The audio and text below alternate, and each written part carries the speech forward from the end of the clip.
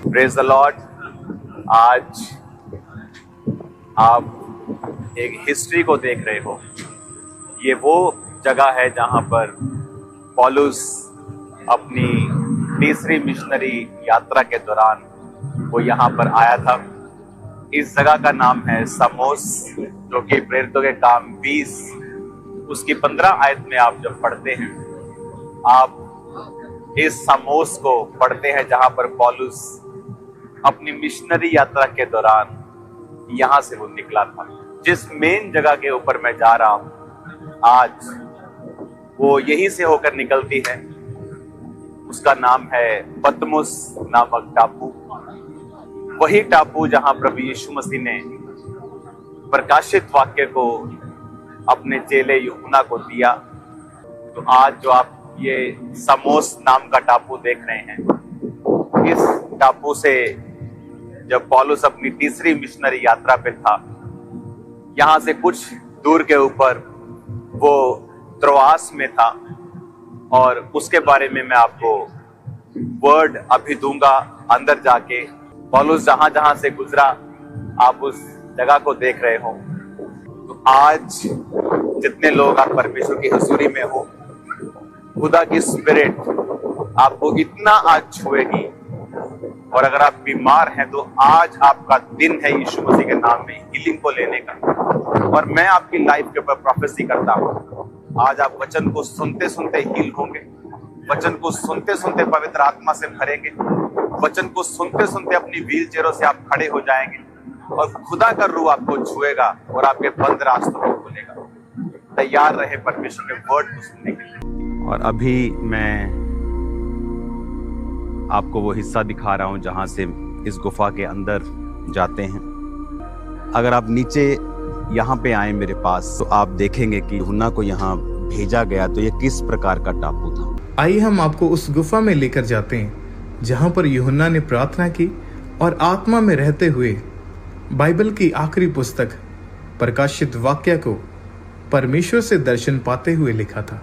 आप देख सकते हैं परमेश्वर के दास इस वक्त उस स्थान पर प्रार्थना कर रहे हैं जहां पर यूहन्ना को रेवलेशन यानी प्रकाशित वाक्य मिला था।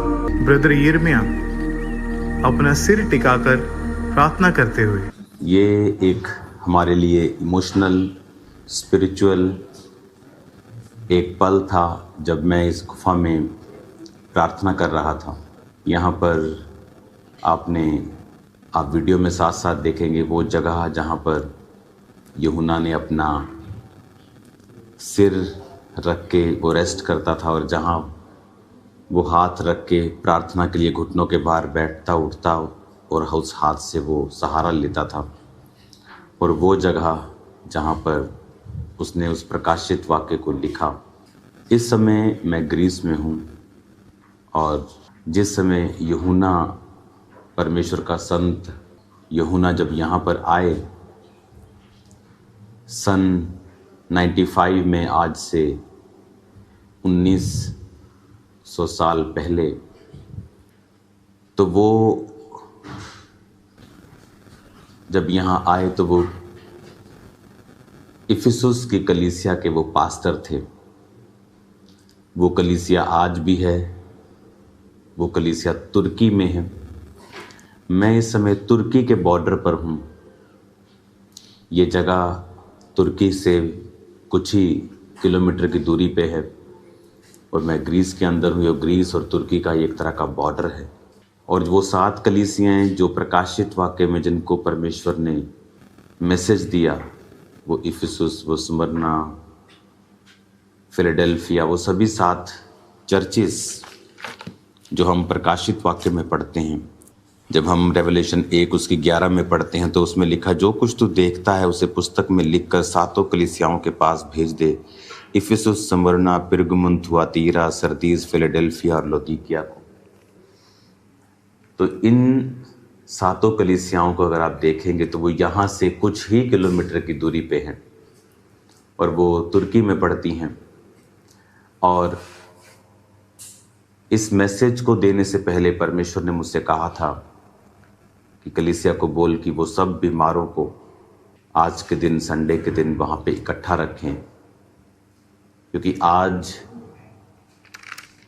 आप अपनी ज़िंदगी के उस मसे को, उस हीलिंग को और उस डिलीवरेंस को आप पाके जाएंगे और आपकी स्पिरिचुअल लाइफ जो है वो सेम नहीं रहेंगी।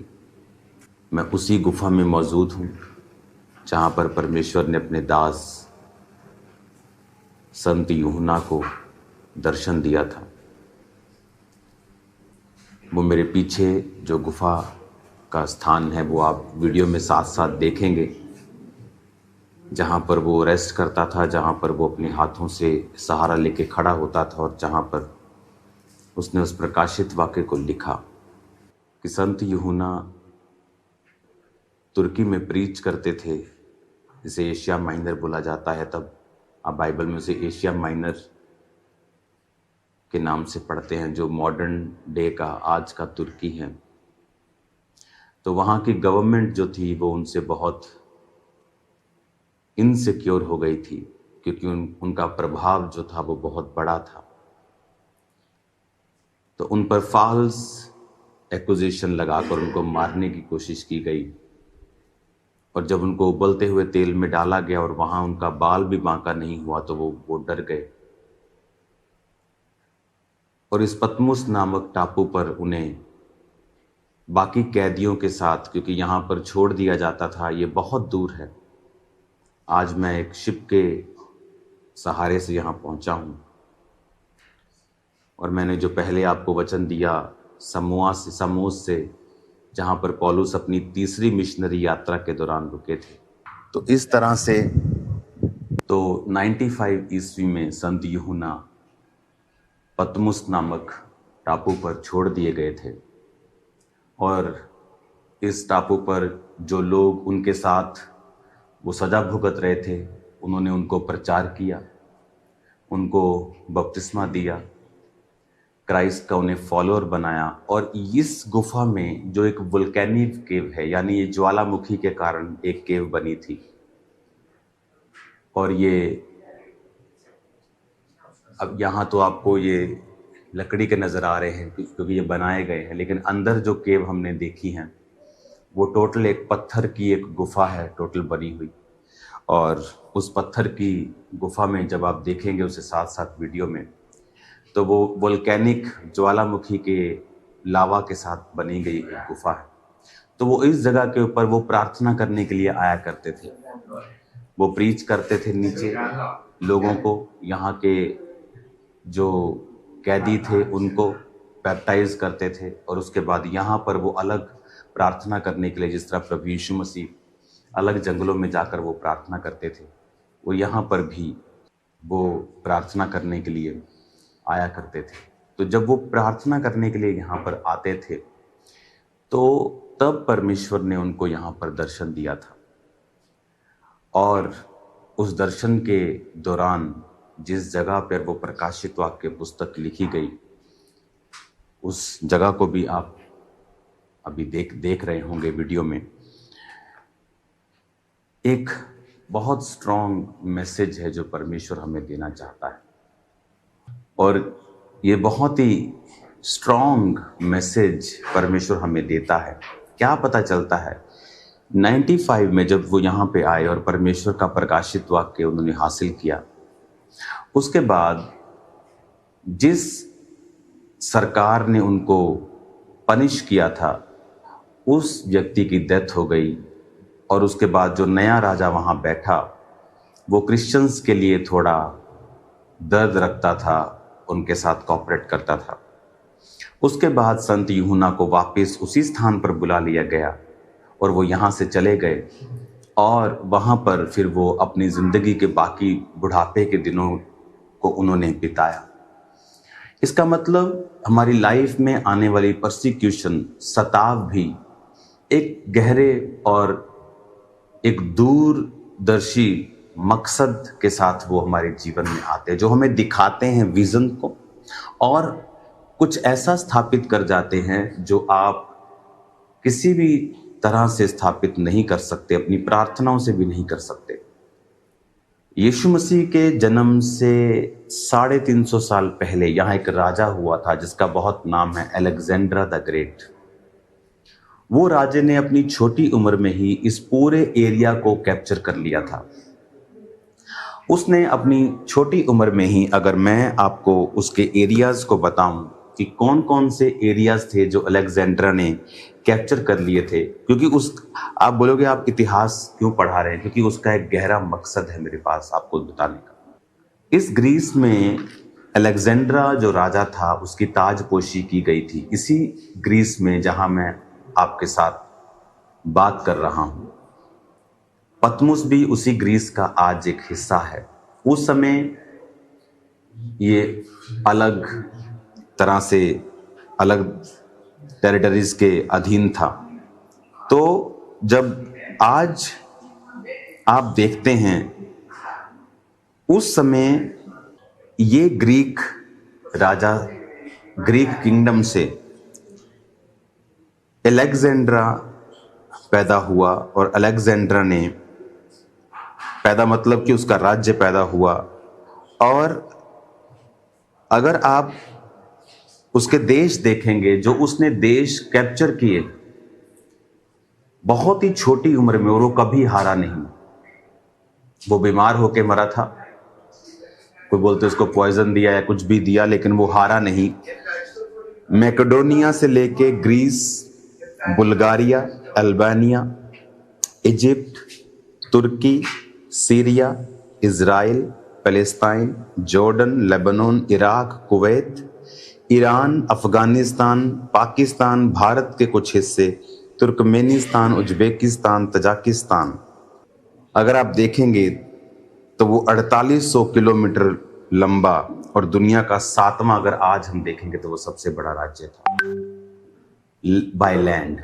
लेकिन उस समय इन देशों को वो जीत कर, और उसने ग्रीस की ग्रीक भाषा जो आज यहां बोली जाती है, उस भाषा को उसने इंटरनेशनली स्थापित कर दिया था कि यही भाषा यहां पर सब व्यक्तियों के द्वारा बोली जाएगी।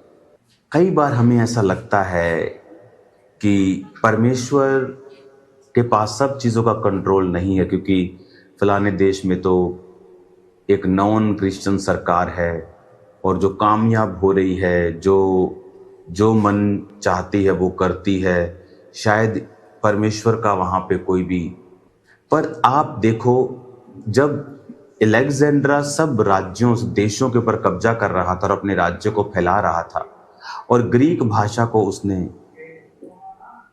स्ट्रांगली लागू कर दिया, और देखो उसको नहीं पता था, क्योंकि वो तैयारी हो रही थी मसीह के आने की, कि जब मसीह आएगा तो अगर मसीह की भाषा, अगर वो जिस देश में था, अगर थोड़े से ही भाषा उस देश में थोड़े से लोगों को ही मालूम होती, तो सुसमाचार को फैलाना बहुत ही मुश्किल था।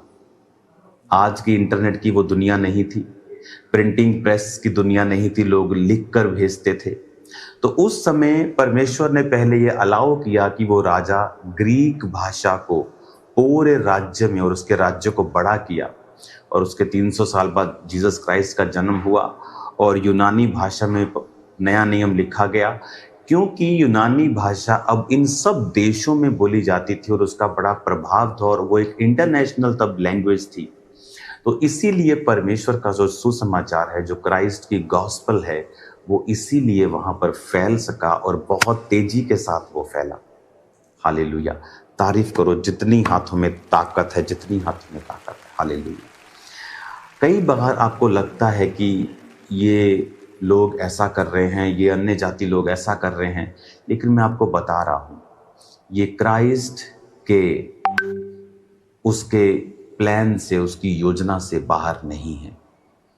परमेश्वर सब चीज़ों के ऊपर अल्टीमेटली कंट्रोल रखता है, और सब चीज़ों के ऊपर निगाह रखता है, और सब चीज़ें मिलकर भलाई को पैदा करती हैं जो मसीह यीशु से प्रेम रखते हैं। और कल मैं यहाँ पे हूँ, उसके बाद मैं चला जाऊँगा वापस।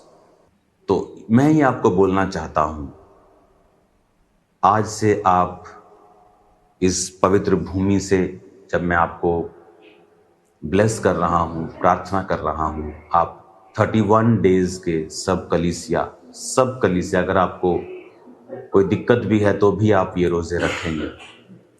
आप 31 डेज के लिए रोजे रख के आप परमेश्वर की बेदारी को, परमेश्वर की सुरक्षा को, डिवाइन प्रोटेक्शन को और उसकी ग्लोरी को, कि खामबरा चर्च से, परमेश्वर के दास के जीवन से परमेश्वर की ग्लोरी फैले और खुदावंद की बेदारी हो और सुरक्षा परमेश्वर की हो। आप ये मेरे लिए प्रार्थना करेंगे अगले 31 दिन, और चर्च की बेदारी के लिए, लोगों की बेदारी के लिए, भारत की बेदारी के लिए आप प्रार्थना करें। बाकी देश जो हमारे साथ हैं, हमारे पड़ोसी हैं, उनकी बेदारी के लिए आप प्रार्थना करें। आज मैं उस गुफा के अंदर से आपको प्रीच कर रहा हूं। ये एक बहुत बड़ा प्रिविलेज है। इस गुफा के अंदर जो पास्टर हैं, आई थिंक उनकी एज 90 साल की होगी। आप वो फोटो देखेंगे मेरी उनके साथ।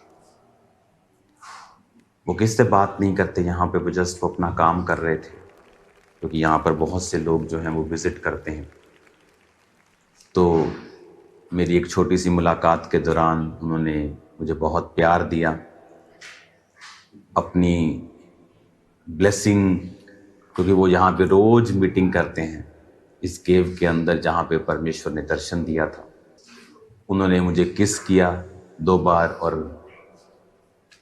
अपना प्रेम जो परमेश्वर का उनके हृदय में था मुझे दिखाया। और इस जगह से प्रीच करना ये पॉसिबल नहीं है। ये खुदा का डिवाइन फेवर है जो आप आज देख रहे हो।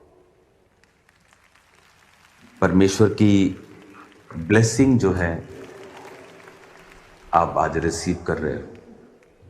मैंने बहुत सी टेस्टिमनी सुनी है कि इस जगह पे आने के बाद लाइफ सेम नहीं रहती, क्योंकि आप परमेश्वर के उस प्रेजेंस को आप महसूस करते हैं कि परमेश्वर का आत्मा यहाँ पे अपने दास को लेके आया। और देखो, जो प्रकाशित वाक्य लिख लिया गया 96 में वापस चले गए। यहाँ परमेश्वर सिर्फ उनको कुछ देने के लिए लेके आया था। लोगों के लिए वो सजा थी, लोगों के लिए वो पनिशमेंट थी, लोगों के लिए एक दास के ऊपर एक सरकार का कब्जा था। लेकिन स्पिरिचुअल रियलम में वो एक ओपनिंग थी, वो एक स्टार्टिंग थी, वो एक कारण था कि परमेश्वर ने अपने दास को उस रेवलेशन के साथ ब्लेस किया। उस जगह को भी आप देखेंगे कि जब परमेश्वर की आवाज तुरही के साथ उसे सुनाई दी थी, तो उस चट्टान में 3 दरारें पड़ गई थी अंदर, और वो दरारें अंदर पड़ गई थी, और दरारें आज भी वहां मौजूद हैं, जो त्रिएकता को, यानी बाप, बेटा, पवित्र आत्मा को दर्शाती हैं, जो फादर को, सन को और होली स्पिरिट को दर्शाती है। हालेलुया। आज मैं आपको ये बताना चाहता हूं, आपकी लाइफ में अगर आप परमेश्वर के साथ वफादार हैं, तो कुछ भी घटना क्यों नहीं हो रही हो, कुछ भी क्यों नहीं हो रहा हो, कैसा भी सिचुएशन क्यों नहीं हो, वो सब चीजें आपकी भलाई के लिए ही मुड़ जाएंगी। आज इस फेक दुनिया में फेक लोग, fake believers, fake pastors, fake apostles और फेक सर्वेंट्स की दुनिया में, जहां पर लोग फेसबुक को भविष्यवाणियां करने के लिए इस्तेमाल करते हैं, जहां लोग मसीह को बेचने के लिए इस्तेमाल करते हैं, जहां लोग अपनी पोजीशंस का फायदा उठाते हैं, जहां लोग फेक हो चुके हैं, जिन्हें परमेश्वर की परवाह नहीं है, जिन लोगों की परवाह है, जो परमेश्वर को खुश नहीं करना चाहते हैं, जो सिर्फ लोगों को हैप्पी करना चाहते हैं, चाहे उन्हें उसके लिए पाप करना पड़े, व्यभिचार करना पड़े, चोरी करनी पड़े, चाहे उनको गलत रीति से ही परमेश्वर का नाम ले लेकर कुछ बोलना पड़े। हम उस दुनिया में रहते हैं। ये ऐसी दुनिया है, ये बन गई है ऐसी, लेकिन असल में ऐसी दुनिया नहीं है जो परमेश्वर की है। आज इस स्थान से मैं आपको ब्लेस्ड घोषित करता हूं और आपके लिए प्रार्थना करता हूं कि आपकी जिंदगियां क्राइस्ट में, वर्ड में मजबूत हो जाएं, आपकी जिंदगियां परमेश्वर के चरित्र के मुताबिक हो जाएं, कि आप परमेश्वर के नाम को फैला सकें। परमेश्वर ने आपको एक बड़ा दर्शन दिया है, मुझे एक बड़ा दर्शन दिया है। उस दर्शन के मुताबिक आप प्रार्थना करें कि परमेश्वर मेरे रास्तों को ओपन करे और वो गॉस्पल को हम पूरी दुनिया में और भारत में और भारत के सब पड़ोसी देशों में दे सकें। आज जब इस पतमुस नामक टापू में और उसके बाद उस गुफा के अंदर से जहां पर परमेश्वर के दास संत यूहन्ना ने दर्शन पाया था, इस परमेश्वर की प्रेजेंस में मैं आपको बोल रहा हूं, आपकी जिंदगी आज से सेम नहीं है यीशु मसीह के सामर्थ्य नाम में। आज मैं अपने परिवार के साथ यहाँ मौजूद हूँ और परमेश्वर ने हमारी अगुवाई की कि इस अगस्त महीने में जो मेरा मसीह में आने का महीना है, कि जब मैं आपके पास इंडिया में आऊं तो मैं पहले यहाँ पर आकर इस पवित्र जगह को देखूं और इसको महसूस करके मैं आपको बताऊं परमेश्वर के बारे में।